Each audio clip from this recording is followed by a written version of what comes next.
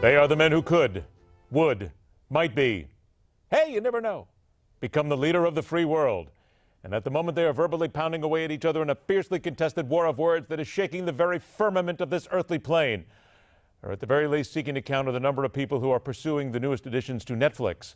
Our special coverage of the 2016 vice presidential debate continues as we seek to unearth the souls of Mike Pence and Tim Kaine, which in some cases may take less of a shovel than a garden rake. For the well-rounded perspective of the carnage, welcome back the marketing specialist, president of the M Network in Miami, Florida, keen observational eye on what works and what doesn't in attracting voters' concerns. Tom Moslum is here in the studio, joined by the president of Burkman Associates and host of Behind the Curtain here on Newsmax Weekends, Jack Burkman. Gentlemen, welcome aboard, and here we go. Let's go ahead and figure out what we got. Hey, Jack, first of all, you're out there in the hinterlands, so let's go ahead and go to you first. You've had a chance to watch all this. Did anything jump out at you, earth shake you, and catch you as, my God, did he say that? Oh, only that Kaine is winning. Sadly, I think that Pence is just intellectually outmatched by Kaine. Kaine's doing much better than I thought. He gave a terrible convention speech, but I mean, I think, candidly, I have to tell you the truth, I think this is where his Harvard law degree comes in, and I think he's just intellectually overwhelming Pence. I think Pence needed to come out tonight and do something very dramatic. On the foreign policy stuff, he should have led with Benghazi. He should have said Hillary Clinton and Barack Obama killed the U.S. ambassador and 3 people. He should have come out and accused them of bribery directly with the foundation. And then I think he should have demanded that she make available the checkbook of the foundation. Let's make it public. He needs to do something dramatic like that. Nothing's happening. Pence just seems to be rambling from talking point to talking point. It is a lot of talking points. Tom, what did you see? A lot of nothing. A lot of nothing. I mean, listen. But wait a minute. There seemed to be a lot of things being said there. Yes, there was a lot of policy there being was talked a about. lot of things that were memorized, regurgitated back. And listen, Kaine certainly has the advantage on one-liners memorized and Donald Trump puns.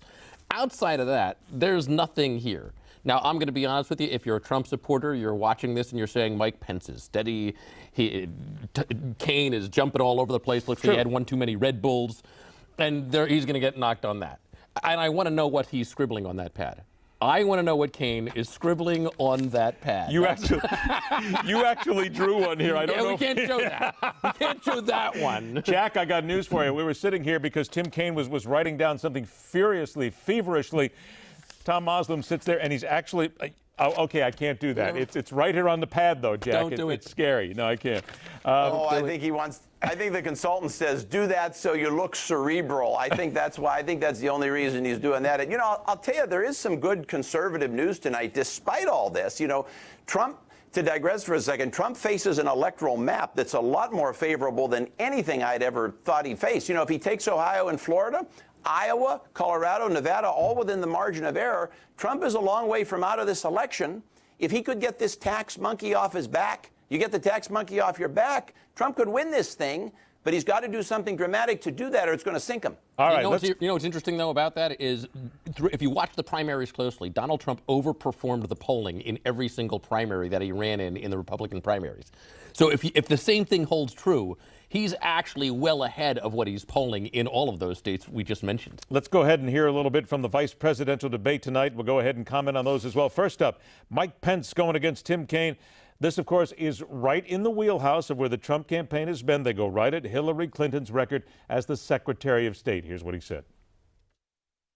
The reality is when she was Secretary of State, Senator, come on. She had a Clinton Foundation accepting contributions from foreign governments. You are Donald Trump's apprentice. Let me talk about this Senator, issue I think I'm still on my time. Well, I think, isn't this a discussion? This is our open discussion. Let's talk about the state of the world. Let me interrupt you and finish my sentence if I can. The Clinton Foundation accepted foreign contributions from foreign governments and foreign donors while she was Secretary of State. Now, wouldn't you say, though, Tom, that's got to go to Pence here, because it just seemed like Kaine was just chomping at the bit to get involved in here. He's a little too excited. A little too excited. excited. Needs a shot of vodka, ease up in the break, calm down a little bit. There's time for everything. Jack, did you get from that at least? I mean, that was one of the first times where, as Tom astutely mentioned, that Tim Kaine was starting to drop some of the great Donald Trump moments here where he said, you were Donald Trump's apprentice. So he's using it to his advantage. But I don't think that this interruption is really going to get him very far. No, I agree. And he's got some bad Tony Robbins style lines tonight, like we're the people who are hired. Trump's the guy who's fired. I mean, it sounds like Tony Robbins is advising him or some nonsense like that. Pence, you're right. With the exchange you played, yes, Pence was the winner. But see, here's what I would do, Ed. You're the underdog. Trump is down. They have to do something dramatic. I would have come out and said, let me tonight be clear. The Secretary of State is guilty of bribery. She took bribes as Secretary of State to allow people to come into her office. I'd accuse her of bribery or racketeering, put it right on the table. I would cut through the clutter. There's too much clutter there. You're the underdog in the election. They have to sharpen this. Instead of just saying, put Hillary in jail, argue the case like a prosecutor. That's what I would have liked to have seen him done. Tom, I think Jack brings up a good point when he talks about clutter, because that's what you've got here. You've got policy after policy after policy after recrimination, after moment, after word, after dollar. Boys, it goes keep your on powder and on dry. and on. There's plenty of time. Keep your powder dry. You don't have to get everything out. Did you get that, though, that they're all trying to, both of them were trying to rush to get everything out in the first 15 minutes? And if you're on the other side, you have to tell Kaine that what he needs to do is sympathize with Pence. He needs to say, listen, I know it must be rough running with who you're running with. I get it. I know you have to say this stuff. I totally understand. It must be the most frustrating thing in the world for you to come across so calm and logical when you're dealing with, Barnum and Bailey over there. That's bait. Right. He needs to start playing that card more in the debate and sort of commiserating with Mike Pence as opposed to attacking him. Well, it's a little bit Here's what I would say. No, go ahead, Jack. I was going to point out it's a little bit about what Hillary Clinton was doing in the first debate with Donald Trump. Let's be very honest. She baited Donald Trump. He fell for the bait, and that's really what Tim Kaine should be trying to do right here. Or either one of them should be trying to do with the other in order to start making points. If Trump and Pence cannot get the tax thing off of Trump's neck, none of this will matter because Trump is going to drown politically and the election is over. All of this will be all of everything we're talking about will be an irrelevancy. The tax thing now is drowning him. The establishment media is drowning him. They've had the horse race they wanted. Now they're just going to drown Donald Trump. Now, what I would do if I were Trump needs to come out. I would stack all of my tax returns for the last 10 years at Trump Tower next to the podium, and I would say, these media will be yours when she does two things. Show me the emails that are missing that we want and release the checkbook from your foundation. And I would put everything right on the table and right on the line. He's got to do something dramatic like this. He's just drowning politically. Nothing's going to matter. I don't think that it has anything to do with the tax returns. I think you're right. He should show something. What he should show is the canceled checks. Here's the billions of dollars I've paid in taxes. Here's the canceled checks to the U.S. government. Eat that, Hillary. Let's talk about something here that you mentioned. You briefly touched on, Jack. I wanted to play this soundbite here. This is Mike Pence. When you talk about going after Hillary Clinton, here he goes after her record as Secretary of State, which is what Donald Trump has been hammering away at ever since he started against Hillary. Here you go. In the wake of Hillary Clinton's tenure as Secretary of State, where she was the architect of the Obama administration's foreign policy, we see entire portions of the world, particularly the wider Middle East, literally spinning out of control. I mean, the situation we're watching hour by hour in Syria today is a result of the failed foreign policy and the weak foreign policy that Hillary Clinton helped lead in this administration. Jack, here's the thing, and I'll ask you too, Tom, on this. I only got about 2 minutes left. But, Jack, he's exactly right in what he's pointing out. It is one of the attack points at the Trump administration, or the Trump campaign, I should say. Talk about having a Freudian slip, is going after Hillary Clinton, where he talks about the Secretary of State record. But haven't we heard all this before, Jack? Is this going to fall on dead ears, or is this really making any impact?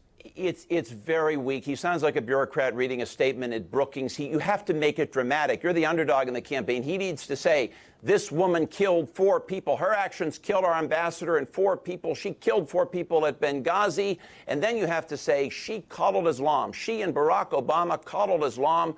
You have to lay it right out. He's not doing that. It's much too weak. Mike Pence doesn't have the public speaking skills to do what you want him to do. What you're saying, Ed, is right on the money. Problem is Pence can't do it. Tom? I don't think that's a problem. I honestly don't, and I'll tell you why.